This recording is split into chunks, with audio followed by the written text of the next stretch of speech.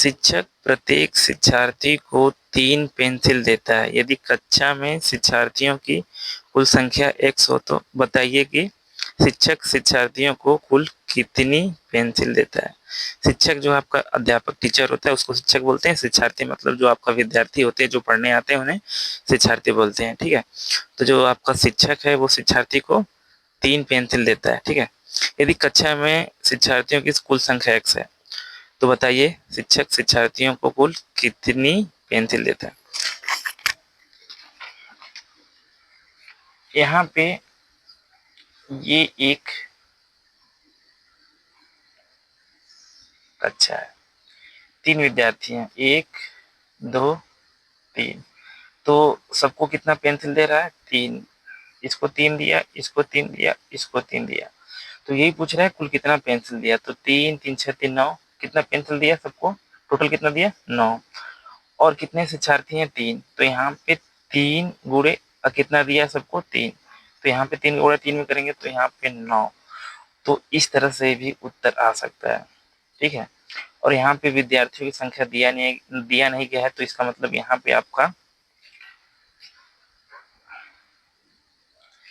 यहाँ पे 1 2 आपका 3 विद्यार्थी हो गए और सबको कितना दिया? 3 3 दिया है। तो यहाँ पे मैं 3 लिख दिया हूँ। 3 का गुणा 3 में करूंगा तो 9 हो गया।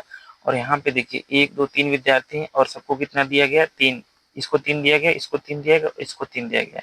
तो जब सब जोड़ेंगे 3 3 6 3 9, तो यहाँ पे 9 पेंसिल हो जाएगा। ठीक है, या तो इस तरह से भी लिख सकते हैं, विद्यार्थी कितने हैं? 3 और सबको कितना पेंसिल दिया गया है? 3। तो जब आप विद्यार्थियों की संख्या और पेंसिल का जब आपस में गुणा करेंगे तो 9, ये 9 पेंसिल हो जाएगा। ठीक है, तो इसी तरह यहाँ पे कक्षा की जो संख्या है, यहाँ पे जो आपके विद्यार्थियों की संख्या क्या है? कुल x है। तो यहाँ पे मैं x लिख दिया।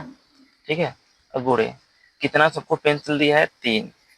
तो जब सबको पेंसिल 3 दिया है तो जब गुणा करेंगे आपस में तो कितना हो जाएगा? यहाँ पे 3x। तो ये आपका जो है पेंसिल की संख्या होगी।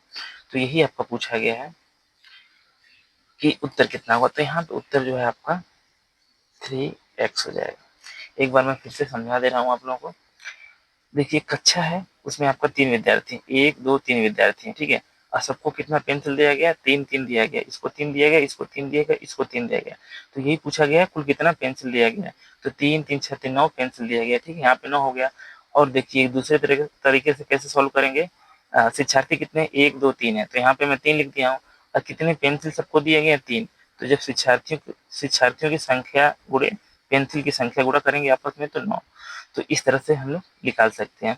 अब यहाँ पे शिक्षार्थियों की जो संख्या x दिया गया है, तो इसके लिए हम यहाँ पे x लिख दिए हैं। और यहाँ पे पेंसिल की संख्या 3 दिया गया है, तो यहाँ पे हम 3 लिख दिए हैं। तो जब आपस में गुणा करेंगे तो कितना आएगा? 3x। तो यही आपका उत्तर हो जाएगा। तो जो है शिक्षक शिक्षार्थियों को कुल कितनी पेंसिल देते हैं? 3x पेंसिल देते हैं। तो ये आपका उत्तर हो जाएगा।